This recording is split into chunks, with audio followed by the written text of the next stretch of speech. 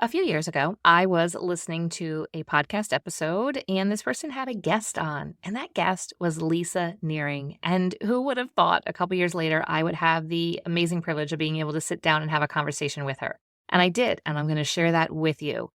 It's so good to me when moms who have homeschooled and even graduated all their kids are still speaking into us that are homeschooling. And it was an encouragement to me when I got to hear Lisa speak on that podcast about homeschooling, specifically high school, because it just felt like at the time people weren't speaking into that area. And she really greatly encouraged me as I was in the throes of homeschooling. My two high schoolers are just about getting ready to finish up my oldest. And it was a huge source of encouragement and inspiration for me and gave me a lot of direction. So today, she and I were able to sit down and just talk about a lot of things when it comes to homeschool. And I know that this episode is definitely going to bless you. So keep those earbuds popped in and take a listen. Welcome to Little by Little Homeschool Podcast, where you'll learn tips and strategies that will empower you to home educate your children.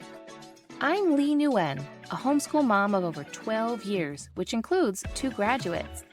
When I started homeschooling, I was pretty much on my own and was desperate for encouragement and help. My mission is to be a source of encouragement and help to you. Whether you are just beginning your homeschool journey or you're deep into the homeschool lifestyle, Little by Little Homeschool wants to help you stay the course because all the time you are investing into your children is completely worth it. If you're ready to take your homeschool to new levels, keep listening. Welcome to today's podcast episode. I am excited to have Lisa Nehring from True North Homeschool Academy with me here today. Hello, so glad to be here. Lisa, can we start off and can you share with the listener a little bit about yourself so that they know exactly who they're listening to? Sure. I like to introduce myself by saying I have 1 husband, 2 graduate degrees, 5 kids, and a black belt in homeschooling. So we homeschooled for 30 years. I've done all the things, the blogging and all the things. And in 2018, we started True North Homeschool Academy to come alongside fellow homeschoolers with live online classes. Wonderful. I love talking to homeschool moms that are further down the road and have graduated. It just makes me even feel like at the end of my journey here, just feel like confident that yes, I can do it. And you're sane and still put together. So, you Yeah. made it through. Most days, I hope. So today we're going to talk about some fun topics here. I'm excited to dive into it. But when we're raising multiple children at once, it's hard, especially during the younger years, to recognize them as individuals. Everyone can easily get shuffled along, just like the group of the siblings just together. And they typically sometimes only get singled out because of maybe disobedience or a meltdown. Can you share how we can recognize each individual one of our children during the 3 main school ages, like during the elementary, middle, and high school? Yeah, well, that's a hard question, but I think it's a really worthy one to wrestle with. So part of the beauty of homeschooling is we have time with our kids and we get to see them in so many different kind of situations and circumstances. I can be convinced that personality inventories are helpful and I can be convinced that they're not so much. Like, I'm an Enneagram this or I'm a Myers-Briggs that. Sometimes or I'm an introvert or an extrovert. But one of the things we have to keep in mind as parents is that our personalities are contextual. So I might be a super extrovert in certain situations and a real serious introvert in others. I might be really sharp in certain things and not so sharp in others. So I think it's just realizing that circumstances change how we interact. And so again, one of the great things about homeschooling is we get to offer our kids this wide smorgasbord of things like field trips and class days and co-ops and online classes. And they get to hang out with their grandparents and they get to walk the dog and meet the neighbors and just being aware of who they are. Study your kids, find out who they are and feed their areas of interest. I think that's one of the great things we get to do as homeschoolers is just notice who they are. When my oldest was little, we lived in California and she told everybody she was going to be a cetacean biologist. And that really wowed people because it's a big word for a little kid, and it just means whale biologist. Most of us don't realize because we're not around cetacean people, but we really fed that area of interest and we got our books and took her on field trips and all those kind of things. And we just took everybody along for the ride. So whatever time you have and resources, feed your kids' interests as much as you can and have the bandwidth for. When she was like 13 or 14, we lived in New Mexico at that point, a little farther away from the ocean than Southern California. And she was still talking about cetacean biology. So I had her actually do a report on it. And cetacean biologists have to get a PhD, usually make about $28,000 a year, and live on a boat alone for about 6 to 9 months a year studying whales. So that was a deal breaker for her. Not the time in school, not the salary, but the time alone on a boat, because she really loves people and hanging out with people. So that fed her interest, through junior high, middle school, and high school, and then her interests kind of changed. So I don't think those are lost years or lost time when you feed an interest and it just kind of like dissipates or whatever, or they've decided their focus is going to change. It just means that you've created transferable skills for your kids, right? And so not being so vocationally focused and just feeding areas of interest and seeing where it takes them. I did a lot of things in high school. Like I threw pottery and I sold it, and I was on a swim team and tennis team and squash team actually. And I did all sorts of music and choirs and band. And I really don't do any of that right now. Decades later, none of that is really a big part of my life. But understanding design and understanding how to produce quantities and understanding timing when on swim teams, it's all about timing, right? And all those kind of things are transferable skills. So just be really aware of your kids, read your kiddo and feed what they're interested in as much as you humanly can.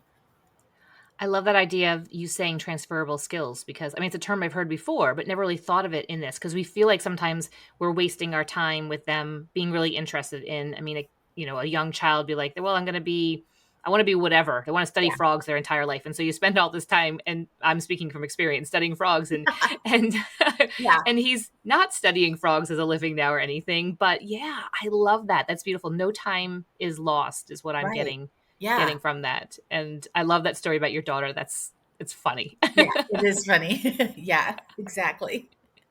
So what are some good practices when it comes to choosing curriculum when we want to keep in mind the individuality of each child? Yeah, I'm going to back up a little bit and talk about the task of the homeschool parent for a minute, Mhm. because we have three jobs as a homeschool parent that we had outsourced to the public or private school before we started homeschooling. And that is principal, and the principal sets the vision and mission and goals for the homeschool. The guidance counselor really sees the kid and decides who they are and where they're going to go and talks with the parent and the child. Hopefully, mine never did, but in theory, they might, and helps them decide if they're going to be VOTEC or college bound or maybe Ivy League or military academy. And then the actual teacher is the hands on task kind of person, delivers the materials. So, as homeschool parents, we have those three tasks. And I think if we get really focused on what is our vision and mission for education for our kids, it makes curriculum shopping so much easier. And sometimes, if we have a kiddo that we see, I think a lot of parents have in mind what their vision is for their kids. They want them to go to college or they want them to be entrepreneurs, but we have an idea of what success looks like in mind for our kids because we know them really well. Like we know them better than anyone, including maybe them because they're younger and those kind of things. So get clear, what is your vision for your kids? Then choose curriculum from there. It's a $1 billion market. People don't realize that there are literally thousands and thousands of math programs and English programs. And honestly, every good algebraic program has the same components, the exact same components, but I can tell you my top three favorites, right? Because I like the way that they are presented. I like the way my kids interact with them. So get a good idea of where you want your kids to end up, and then get a good idea of what your kids can do and handle. I have one kiddo he's adequate at math, but slow. And so a program like Mr. D, which is phenomenal, love Yeah. Dennis Dinolo, love Mr. D, did not work for my deliberate math student. Mhm. Okay. And I have another kid who went through Calc 4 in college, super mathy, but ADHD, left handed, little quirky, Life of Fred absolutely worked for him because it is a little quirky and it told the story and it really hit it hit home for him. So you've got to know your kid and you've got to know where you want to go. And then just and here's the other thing I found after years and years of homeschooling. The things I'm really good at, I didn't need a lot of curriculum for. I can teach English and poetry and speech and how to write a short story or a full length novel all day long. I love to do it. Give me any kid, little to big. I love teaching reading. One of my favorite things in the world. I don't love teaching hard sciences. I don't know why the experiments work or why they don't. It's a little frustrating to me. Math, I'm happy to cry with you over math. I love math myself, but teaching it, not my wheelhouse. So I think like I had two English curriculums for all five of my kids from the beginning to the very end. One of them's a published author, one of them is a professional speaker and travels the country speaking. And so I hardly bought any curriculum for that. The things that are my struggle, we bought a lot of because I didn't really know how to do it. So outsourcing is great for those kind of things. And then really do some due diligence, really figure out what what is going to work for you and your kid. Because if it's hard for you to teach, you're not going to teach it. Saxon is hard for me to teach because I love Saxon for those mathy kids. It's a brilliant, brilliant program, but they kind of give simple examples and then more complex problems to solve. And if you can't bridge that for your student, it's going to be a struggle for everybody. So part of it as homeschool parents, we have to do some research. I wish it was easier and simpler than that, but you know, figuring out your kid and doing the product reviews, finding somebody that you connect with. Like I'm an intuitive learner, so I'm an intuitive teacher. Other people like Dr. Kristen Moon, who teaches for us at True North Homeschool Academy, she's very analytical. So her classes are really logical and sequential and laid out A, B, C, D. That works brilliantly for most kids for hard sciences because it's a little bit more complex. So I hope that was somewhat helpful. I felt I was rambling a little bit, but anyway. No, that's good because I think that's the key. So to getting things done academically is choosing curriculum that's going to set them up for success and you as well. So it Yeah, has to be something that works well for them and works well for you to teach, or it's something that they can just self-taught that, yeah. especially as they get older, that they Yes, can kind exactly. of, yeah, Yeah. yeah. Yep, yep, because there's been some curriculum, especially as they got older, I'm like, "I don't understand this." And like, "Oh, I have it figured out perfectly." I'm like, Yes. Don't you love that? "Wonderful." Uh-huh, yeah, and I think we get stuck in saying that, all my kids are going to be doing Saxon math instead of Yeah, saying, "Well, what's best for this child?" And what's best for this child this year even, because it can change, yeah, especially, things like math, they might take a little bit in the beginning to get their math facts, and then just boom, one year, like, "Okay, we have a yeah. mathematician on our They hands here. got it. Let's get something a little more Yeah, rigorous." yeah, Yeah. So exactly. you were talking a little bit about success. I want to kind of dive into that a little bit. So we talk about future success for our children. We focus on what we'll do during the teen years, and we kind of miss putting emphasis on the foundation laid during their younger years. So Yeah, what are some practical things moms with children that have maybe elementary and middle school years, what can they do to lay that groundwork for their children's yeah. future success? I love that question. I think it's really a lot more simple than most of us thought it was years ago or thinking of it as now. And that is just you need to focus on two things: language literacy and numeric literacy. The end. Your kids need to know how to write really well. They need to know how to write a sentence, a paragraph, and a 5 paragraph essay by the time they're done with eighth grade. And for numerical literacy, they need to know their math facts: addition, subtraction, multiplication, and division. They should have them memorized because if they don't, when they get to algebra, they're going to feel like they're bad at math, and they're not. They're bad at memorizing. Because 2 plus 2 is easy if you go 2, 4, 6, you sing the song, but 2x plus 4y minus 6z over 39, you're going to have a harder time singing the songs and getting that problem done, especially if you have 30 of them. So really numerical literacy is knowing the math facts and then really understanding decimals, fractions, and percents. If you have those things down by the end of middle school, high school is going to be actually fun because high school is where you get to have those great conversations with your kids. Your kids know things. They probably know things you don't know. And Mhm. they love to talk. High schoolers and middle schoolers generally love to interact with people they know and trust. So if you can get the foundations laid really well, it's going to be just a great time to interact with them.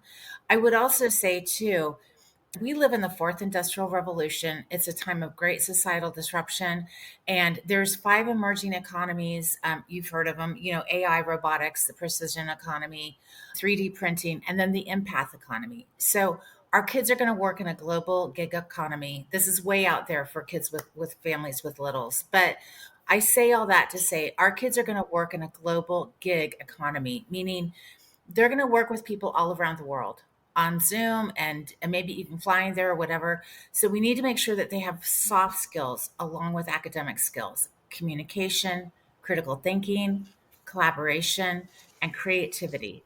And if you can focus on number and English literacy, I mean, numeric and language literacy, really, and then those four soft skills, your kids are going to be set for life. And a great way to really build soft skills that's kind of easy is by entrepreneurial endeavors. So, teaching your kids some of the basics of entrepreneurship, or even helping them start a business when they're in upper elementary, maybe even younger if they're that kind of kid, but definitely middle school and high school. And they'll use those academic skills as well. And then the last thing, I say it's easy, just two things, and I keep adding. But because we live in a global economy, and we're going to be there. That's where we're going to camp, right? As being a global world. Having foreign language is super helpful to your kids. There's more Spanish speakers than English speakers in the world. Critical languages, Chinese, anything in the Middle East, any kind of language that has to do with diplomacy, military, or business, super helpful to your kids. And doing it when they're younger is fun because kids don't realize when they're little that foreign language can be Yeah. difficult. And so if you get them started when they're young, it's just a game to them. So I would say for younger kids, especially if you have a lot of kids or you're working, which so many of us are working while we homeschool now, just really focus on language and numeric literacy, and then work in those soft skills. Creativity, set up an easel outside. Have an art station where you have clay or polymer clay or whatever. It doesn't have to be super complicated. Critical thinking skills, Perplexers by Mindware. I love that series. It's just deductive reasoning skills. Right Start Math has the math games, which are brilliant. Leanne Cotter, who developed Right Start Math, she did that so kids could really love math, and the games are fun. The games are super fun. So it doesn't have to be complicated or expensive. It just has to be intentional. I think you just took a lot of weight off of a lot of moms' Oh, shoulders in thinking, "I have to include this, and I have to include that," and a lot of life can be included in that, yeah. and yeah, just focusing this yeah, and I say the same thing, focus on the language arts Yes. and the math, like, the math facts, you gotta get them down and understand some kids are gonna take a little time. I had to get creative. I found a book that actually had stories along with all of the multiplication, and that is how it clicked with one of my kiddos, and we had a little cheat sheet that they used for years, and then Yes. now it's just there. So it's figuring out also the individual child, how do they learn? And there's so, like you mentioned in the beginning of this episode, there's so many resources out there. You can get lost in You them. can. You can. Yeah. But I think you just took a weight off of everybody's shoulders. Oh, And good. that's a great projection. Also, the view that you have of the future, which is very realistic. I had actually seen, I don't know, somewhere on Instagram, I think it was somebody, I don't know, some reel. And he was saying that, kids are going off to college and saying, "Well, what do you want to major in? What are you interested in?" They're like, "Oh, in art history." He's like, "No, you need to look at the market. Where's the market going? Let's find." Yeah, that sounds like what you're saying, right? Yeah, absolutely. Yeah. College is too expensive, both from a financial and time point of view, to not know what you're going. You need to, you and parents, if you paid your way through college, it's about 1,800% more Yeah. expensive now. So your kids aren't going to pay off $37,000 a year working at Arby's. You know what I mean? It's just not going to, it's not realistic. So you have to help them strategize. What is next after high Right. school? And there's other options besides college. Certification programs, they're even more important in some fields like tech than a degree, honestly. But yeah, there's a lot of research coming out that higher ed is in free fall. There was the New York Times just put an article out that said the poison ivies, referring to the Ivy League colleges in America, which is sad because they were the pinnacle of academia in the world, right? So there's just a lot to consider as a parent as your kids get older. Right, and I think that a lot of parents now are and have woken up. I know the moms that are listening, I've had conversations with a lot of them that they are seeing really what the real world is, that the shadow has been kind of lifted, and they're really seeing and saying, "Okay, how can I prepare my kids for the world that is right now and the world that is that Yeah. is coming, and what does that look like for them. And you mentioning the soft skills is so important. I mean, I know everybody's like, oh, homeschoolers are going to be unsocialized. I'm like, oh my goodness, the homeschoolers are the most socialized kids. Like Yes. my kids, I'm like, okay, you're more socialized than I am, even, you know. Yep, yep. Well, they're not intimidated by ages or grades. They're just like, "You're a person, I'm a person. Let's have a conversation." Yeah, exactly. It's just it's amazed me. And it doesn't I'm not any and none of us are professionals and all that. It just is exposing the kids, Yeah, letting them have opportunities. And then yeah. and also I found with that is preparing, especially when they're younger, preparing them. Maybe the first time they go up and order something at a counter, talking through how are you going to say it so they feel confident. And then afterwards, well, talking about how did that go? And it's okay that you messed up. You don't have to say the perfect thing. They're not expecting it. So I love that, and that's exactly what I'm meaning about communication. You don't really need a curriculum for these life skills. You just need to expose your kids to a lot of variety of life and be there with them, be their mentor and coach. right. So when it gets to the teen years, let's talk a little bit, focus in on that. I know a lot of the listeners have younger kids and think, "Oh, well, it's so long from now," but it'll happen before you know it. You'll be like, "Oh my Yeah, goodness, they're gigantic and they're eating me out of house and home." And yeah, like you said, the high school and teen years can be so much fun, especially with the academics can be so freeing when you have that foundation. But you yeah. speak into, families with teens so well. I'd love to have you share some insight and wisdom with us in regards to the topic of individuality, specifically when it comes to teens.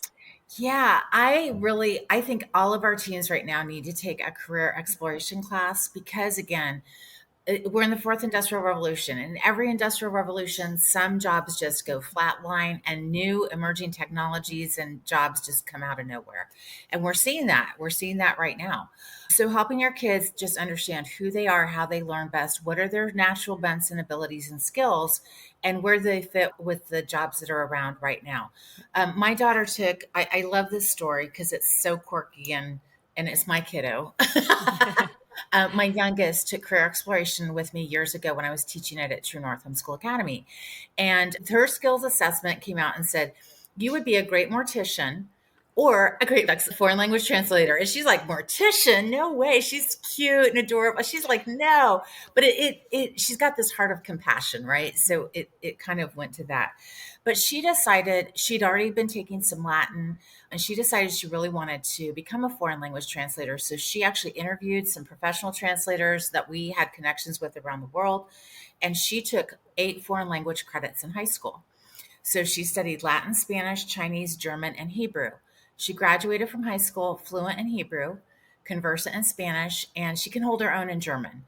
So I say all that to say, find out if your kid has an interest, follow that bunny trail. Now, a lot of people get really hung up on your kid should have a passion.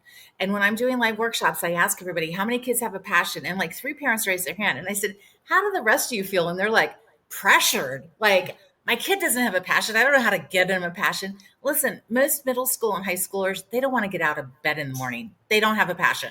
It's okay. It's okay. But how you help your kids develop where they're going to go, expose them to a broad variety of things, still go on the field trips, still talk to the people, still go to the grandparents for the reunions, all those kind of things, still have them go shopping at the grocery store, all the things. And then when something piques their interest, follow it. Now you don't have to hammer it home if it's just a like waning thing, but if it is a real thing, just put some time and intention towards it. You don't have to put tons of money towards it. Live your life. Like if I didn't own True North Homeschool Academy, I don't think I could have afforded 8 credits of foreign language with a live instructor, possibly not. So, what do you have in your hand? I say all that. Let me put some balance to that. She did 8 credits in foreign language. She did 1 credit in high school science. She did chemistry, the end. She didn't do any really formal English credits. She wrote, I'm an English girl, so, she wrote sketch comedy and poetry. She did one huge research paper, and that was it for English. She can write and speak professionally. So, assess your kids and know what they're doing. And if you're not sure how to do it, find somebody like me because I love talking to homeschool parents. The thing most homeschool parents do, they're so worried about how to make sure they have enough credits. They undercredit their kids. So, parents, you all are so worried about making sure you have enough credits, you don't credit your life. And that's one thing you have to really be aware of. Like, I worked with a kid years ago. He was a professional, the youngest professional licensed pilot in his state. You looked at his transcript, didn't see any of it on there. He didn't put any of the navigational courses he'd done, the air mechanic classes, the flight hours, nothing. And all of that is credit worthy. So you don't have to be a superstar, but honestly, most of you are doing amazing, beautiful things with your families, and you're inviting them into your life, which is real living. It's not kind of an artificial setup situation where they're with kids 18 months apart at the end. And so if you're not sure how to get the credits you need, find somebody who does. But all that to say, live your life with your kids, live it out loud, put the screens away, really help your kids learn to monitor the screens, because the screens are creating white matter in your kid's brain. And that's really a terrifying prospect. You need gray matter in your brain. It's kind of wiping their brains. All those flashing lights literally lowers IQ. So you need to really help your kids manage their tech because they don't know how. And it's really powerful and it's designed to get them really locked in. And if they're really locked into tech, they're not doing all the things they should be doing, like riding their bikes. And I mean, I don't want to say like the 1980s were the epitome of child, like being a child, because every age and stage of time has its own weird, quirky stuff. But I'm saying our kids need to be outside more. They need to be engaged with people more. And I hope I answered your question and all of that. I'm You kind of going did. far afield. No, I'm like mic drop, like at everything you're saying. This is so good. So there's a couple of things that stuck out to me. Let's start here at the end, what you're talking about, the tech and just the flashing lights. I mean, there's so much research and stuff. And I think it's important, especially for kids, middle school and high school, at least, to have these conversations, show them the studies, let them know, because ultimately it's going to be them. We can do only so much. I mean, I have parameters for my kids. They don't get phones until a certain age, and it's turned in by a certain time. And if they're not going anywhere that day, you don't need access to it. They don't have access. I'm the strict mom. And because I was trying to give them a 1980s, 1990s kind of, and like you said, there's always things. I mean, I remember my parents being like, my mom being like, oh, Madonna. And now I'm like, well, yeah, Madonna's still around and so much more, right? Yes. So there was always stuff, but still, like, just, but yeah, the conversations is because we have to give them the ownership of it, because Yeah. they're eventually going to. So my 19-year-old, he has put on apps and restrictions on his phone. Like, he can't get onto, because I'll say, oh, did you happen to see something? We share something or whatever. He's like, no, I can't see it on my phone during my working business hours, or I can't, only on the Sundays for a few hours or something like that, where I let myself just kind of, and part of that is helping them to understand who they are, because not every kid is going to struggle with that. I Yeah. have a Oh, daughter who does not struggle with that at all. She's like, mhm. where is my phone? I don't know. Yep. And so it's helping them to understand who they are, and then Yeah. equipping them to manage that. But when you mentioned, you're talking about your daughter and just all the credit she took, I love that you also added that she only took one credit of science, because we think so much we have to do all of it, because remember our own education, right? And Yes. we had to do so much of everything. What if we let them just focus in on something? And even if that's not what she does, even if Yeah. your child doesn't do that as beyond high school, it's given them some great skills Yeah. and transferable skills that Yeah. they have. So thank you for adding that Yeah. part. Yeah. Yeah. Makes me feel better too. Yeah, yeah. Well, and we do use a typical course of study at True North. I mean, if you do academic advising with us, we'll show you the typical Yeah. course of study. I think it's a great guide. But as homeschoolers, we literally have all the freedom. And if you are in international travel with your kids, do you need to do the whole typical course of study? I mean, if you're in Paraguay and you're going to 12 field trips, I mean, you've got a credit, okay? So live your life and enjoy it, because honestly, the days are long and the years are so short. And it felt like we were going to have kids in our house forever, because they're all 3.5 to 5 years apart. So we just had little kids and big kids and middle kids and dogs and pets and the whole thing. And now it's pretty darn quiet in my home. You know what I mean? So it is very seasonal, but really, really, really, homeschool parent, enjoy your kid and take time to read the stories out in the garden and to go on the field trips, and don't feel this serious time pressure, because even if they take an extra year in high school or a gap year or an extra year for middle school, they're not behind. And I do think there is some behind in education. If you know that your kid has gaps, or you're worried about, are they on track, are they okay, find some help for that, because you as a parent, you have a sixth sense about your kid, and you know when they need that help. So follow that trail too. But generally, if you want to take more time, take more time. You have that freedom. Wonderful. This has been a great conversation. I feel encouraged right now. So where can the listener go? They want to continue learning from you. Where can we send them, Lisa? Yeah, so head on over to True North Homeschool Academy. That's our website. We offer second through 12th grade live online classes, academic advising, diagnostic testing, some self-paced classes. But we also have several Facebook groups and we have a podcast. It's called Life Skills 101. And it's not that hard to homeschool. So we have some huge Facebook groups and a podcast and a blog over there, and then Blue Collar Homeschooling Facebook group. So we're on all social media, Instagram, Pinterest, YouTube, the whole thing. Wonderful. So I will link those in the show notes so the listener can go to wherever their favorite is. And you have some podcasts as well. So, because you're obviously listening to a podcast right now. So that would be the easiest thing, but there's tons of stuff online. So thank you. Thank you for being here and sharing with us today, Lisa. Thank you. Great to be here.